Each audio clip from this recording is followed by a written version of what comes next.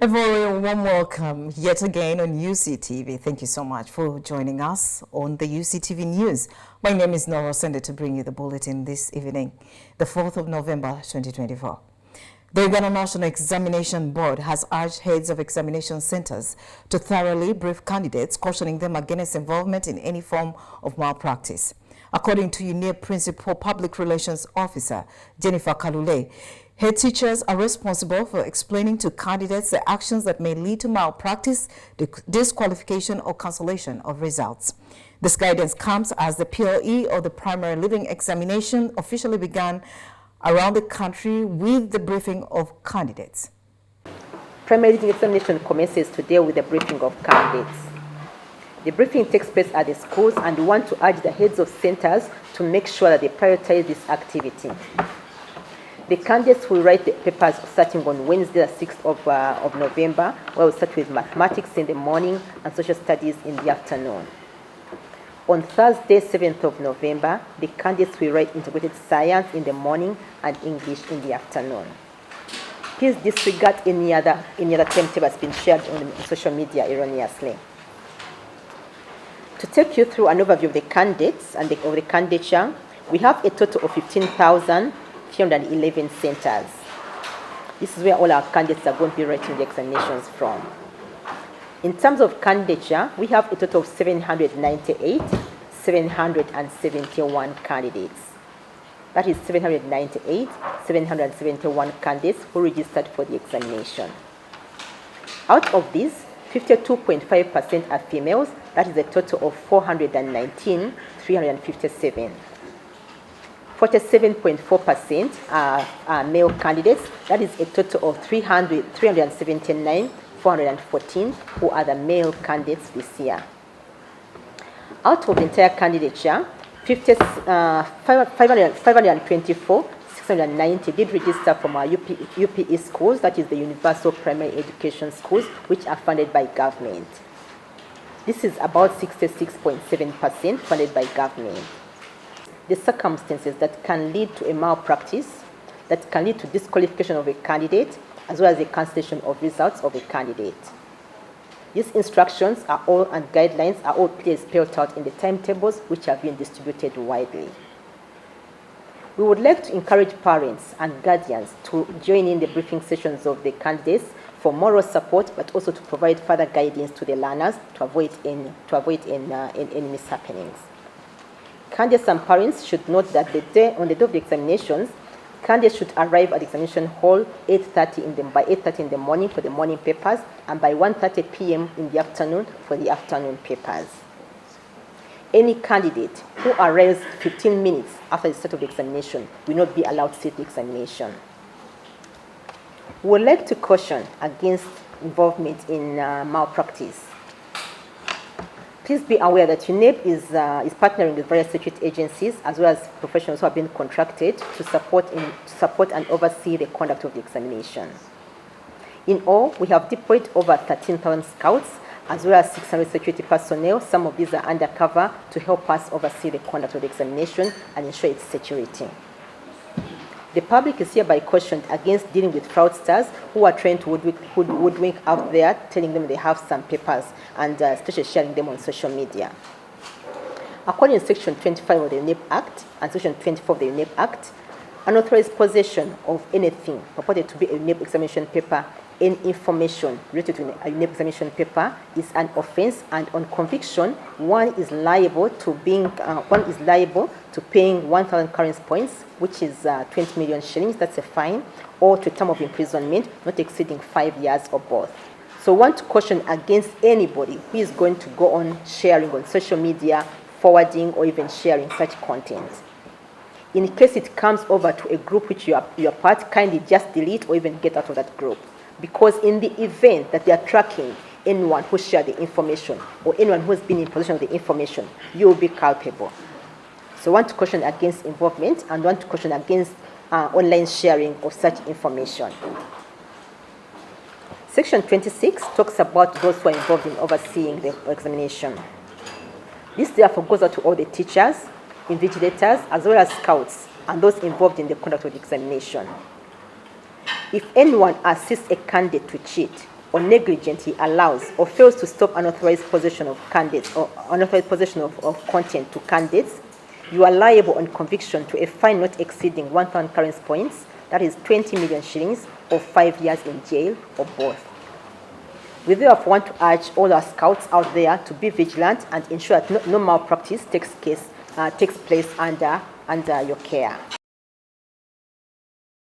Now, with the onset of the rainy season, the Uganda Police Force has released a series of safety guidelines that's to reduce the rising incidents of lightning and thunder strikes, which has recently claimed over 15 lives across the country. Uganda Police spokesperson Rusoke Chitoma announced the measures during the weekly press briefing at Naguru headquarters in Kampala today. In Lamo district, on 2nd November, we had a devastating incident where lightning struck 14 individuals dead and left 34 injured. Just the day before, there was another incident in Abim Town Council where lightning at around 1400 hours struck Akelo Sharon, a 15-year-old female pupil at Aninata Primary School, that is in Abim Sub-County, Abim District. Preliminary investigations and observations generally reveal a concerning absence of lightning infrastructure at both locations. The other one was a church, but you can see that it was extremely vulnerable. The first sign of thunder or lightning, one should seek shelter in a fully closed building. Avoid structures that are not fully enclosed, such as pavilions or tents, which do not provide adequate protection. We always advise that people go into enclosed structures. Similarly, we advise them to always stay indoors. For those of you whom rain finds, let's say in homes, we have experienced situations where you find when rain comes, that's when people get out to go and start collecting water. Sometimes that's when they remember to go and I don't know how I can explain it in English. Sometimes you find animals are out and now somebody has to go to bring them into a shelter. All these are risks. It is also important for you to increase the visibility while on the road by using your headlights and ensure that the windshield wipers are in good condition and functioning properly. Avoid also overtaking. Never risk to overtake when it is raining road. Moreover, if the visibility is extremely poor, please park aside where it is safe for you. Let it stop raining or reduce, then you can resume your journeys. The National Economic Empowerment Dialogue, NED, has criticized the government's decision to merge Uganda Coffee Development Authority with the Ministry of Agriculture, claiming it would undermine the autonomy and the effectiveness of the coffee sector. President Yoweri Museveni recently defended the move, urging that Uganda Coffee Development Authority has not significantly improved coffee productivity. However, NED's president, Joseph Kabuleta, stated at a press conference in Rubaga that this merger would impoverish coffee growers, particularly with the 2026 general elections coming up. We have to tell you that if it's not broken, why fix it? UCDA had an agreement where they would get 1% of all the coffee exports. And they would levy 1% of all the coffee exports. So they would not get any money from government. So they were self-sustaining. So it was in their best interests to increase the amount of coffee exports. Because when they increase the amount of coffee exports, then their percentage grew. Their revenue grew. And they were taking care of themselves. So now where is he going to cut on government expenses by merging UCDA with Ministry of Agriculture? How is that going to cut government expenses? Number one. Number two, if I was to cut down on government expenditure and unnecessary, I would cut down on the ministries, 81 ministers, how many RDCs, how many deputy RDCs.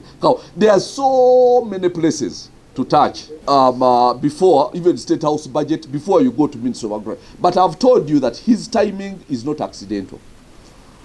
Coffee prices have about doubled. Farmers are getting rich. There is nothing that wakes Museveni out of sleep than hearing that people in the villages are getting rich. He has worked very hard to keep Uganda's peasant population at 70%. Very hard. There is no leader, as far as I'm concerned, in the whole world who burns the midnight candle to ensure that his people stay in poverty. Now, people can think it's greed. There is a bit of that, but that's not it. They can think it's inefficiency. There is a bit of that, but that's not it. It is just a deliberate policy to keep people poor, because that's the way he's going to rule in perpetuity. So now, all the arguments he's bringing, value addition, he has brought that before. I've told you that we had the best value addition in cotton. Okay? And he destroyed it. Now he goes and says value addition. Everything he has apparently done are things which were done before. You remember the other day they were launching a train. An old train which is like a cargo train which used to carry cattle. But they are launching it now as a passenger train. Now, then he closes Uganda Airlines because it's making losses, and starts Uganda Airlines when it's still making losses. Okay? And still getting money from Ministry of Transport, Works and Transport. Then there's nothing new. He destroyed things, now he's bringing them up in his image and wanting to get credit for bringing back what he destroyed already. The timing of Museveni wanting to merge UCDA is not by accident. He knows that coffee is going to become a very lucrative business. In 1 year, the value of our coffee has increased by 35%. 1 year, between 2022-23 and 2023-24, 35%. Prices have gone up. Last year we earned more money from coffee than we have in the last 30 years. It was a real boom, and that's what has caused Museveni to wake up, to come and try to take us right back where he wants us, before elections, where everybody is broke and he's the only one who has money. Thank you for staying with us on UCTV News. We take a quick break. When we return, it's Aram Reports.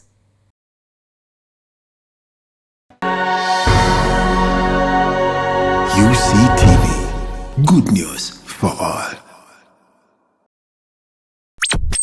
You are watching UCTV, good news for all. For this and more, tune into Kasese Get Radio 100.5 in Western Region, located at the hill of the Diocese of Kasese. KGR brings you all Catholic programs and an advertising platform in all our radio shows like Good Morning Renzori, Chama Toboka, Ukute, the business show, Propeller, the Rico show and sports, Evaluation, Bahinga Bakuluka, Late Night Show, and many others. Our other services include Isuzu Tipa, a no car, public address system, live band, Omokekera, an audio recording studio, and outside live broadcast. For more information, call 0773 597 166 or visit our website www.kasesegatradio.com. Kasese Radio, Omusondoria, the voice of truth.